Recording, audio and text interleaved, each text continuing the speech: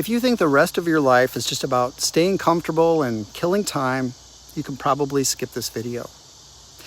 But if you started to feel invisible in your own life and you know that deep down this can't be all there is, listen carefully. Because too many men over 50 buy into a lie, a quiet, corrosive belief that you're done, that your best days are behind you.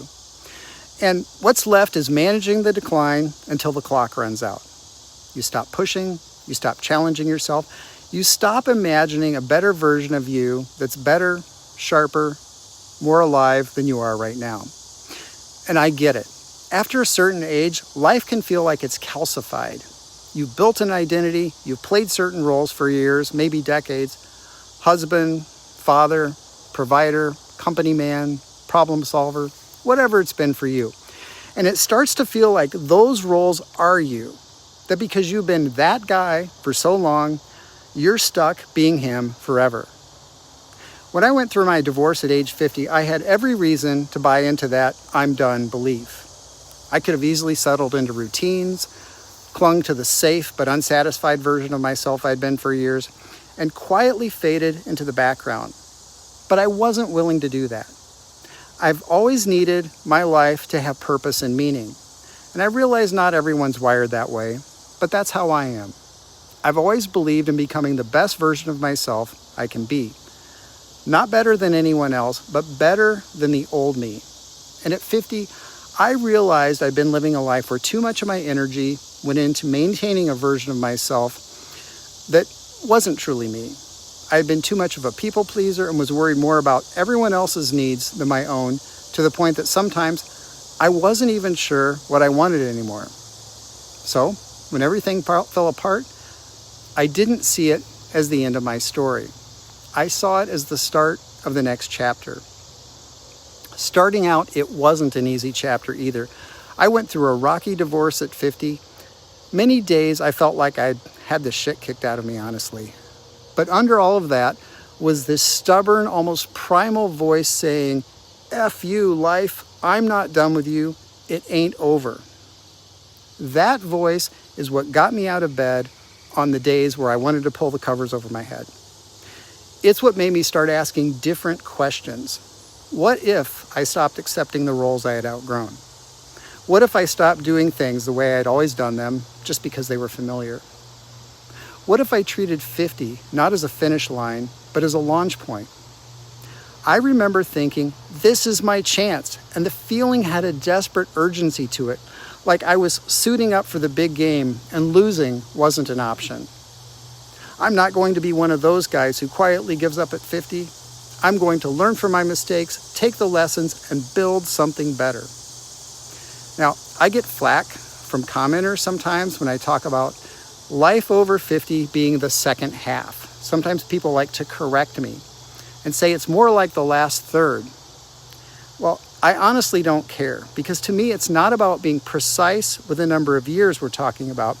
To me, it's about the energy and mindset. What I call the second half is round 2, and I'm going to fight like hell and make it better in many ways than the first half. If there's still time on the clock, there's still game to play. And once you make that decision, something shifts. Like, I see you, old life. Get out of my way. I'm driving now. And if you like what you're hearing so far, please like this video. It helps the channel grow. Thank you. You start noticing all the places where you've been holding back, all the ways you've been protecting a version of yourself that's no longer serving you. And when that happens, it's time to protect the man you're becoming, not the one you've outgrown. One of the biggest traps we fall into is this idea that, well, that's just who I am. I've heard it from so many men. I'm not really the adventurous type. I just don't take risks. I'm not a gym guy. I'm just not good with relationships. I'm a work guy, not a fun guy. And here's the truth. Most of that isn't who you are. It's who you've been rehearsing for years. It's a role. It's a habit. It's a story you've told yourself so many times that you've mistaken it for your identity. That story is comfortable. It's safe. And honestly, it's killing your growth. I think a lot of guys mix up personal growth with pretending to be someone they're not. They hear push yourself and think it means putting on an act or chasing things you don't even like. But real growth isn't about that at all. It's about knowing who you are and then stretching yourself beyond what's familiar so you can become a stronger, fuller version of that person. That's not fake. That's you refusing to be done. Loving yourself as you are, a lot of people like that phrase, doesn't mean you stop growing. It means you value yourself enough to keep becoming. The reality, stories can change. And if you're not happy with the one you've been living, you can start rewriting it at any age. Here's the brutal truth. The reason you feel stuck isn't because you're 50 or whatever age. It's because you've been practicing being stuck for years. You've been rehearsing the same responses, making the same excuses, accepting the same limitations, and now those patterns feel like who you are.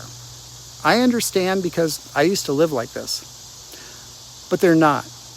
They're just what you've gotten good at.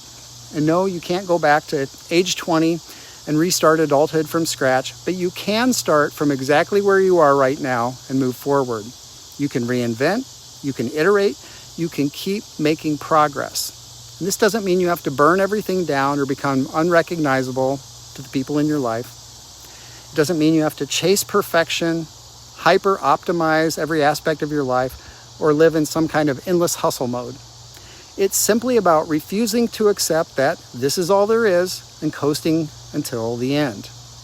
And for me, that moment came not in a burst of inspiration, but in a slow accumulation of truths that I just couldn't ignore anymore. I'd spent too many years putting my energy into maintaining peace at the expense of my authenticity. Too many years defining myself by the needs of others instead of what made me feel alive. The divorce stripped a lot away. Security, routine, predictability, money, but it also stripped away excuses. I could either rebuild as the man I'd been and be a bitter, angry victim, or I could rebuild as the man I wanted to be. And once I saw it that way, the choice was obvious. I wasn't trying to get my old life back. I was building a better one. Here's what I've noticed. The men who have accepted that they're done start shrinking without even realizing it. Their worlds get smaller, their opinions get safer, their bodies get weaker, their curiosity fades. They settle into a version of themselves that's less than they could be, and they call it realism. But the truth is, it's resignation. And it robs them of the one thing they still have plenty of, possibility. You can reject that path. You can decide today that you're not finished becoming. And if you're content staying the same, this message probably feels irrelevant. And that's okay. But for the rest of you, the ones who feel that restless pull like I did, hear me clearly. You get to decide whether the second half of your life is a slow fade or a continuation of becoming. I chose becoming. I started saying no to things that drained me. I began building a life around what energized me instead of what was expected of me, and I'll keep choosing it. I'm still working on it too. I'm not perfect, but I'm not giving up because I refuse to accept I'm done. And if you're still watching this, you're not done either. The question is, what's the first thing you're going to stop accepting about your life? Drop a comment and let me know. Be sure to subscribe for more content like this. I appreciate you watching. Have a good day.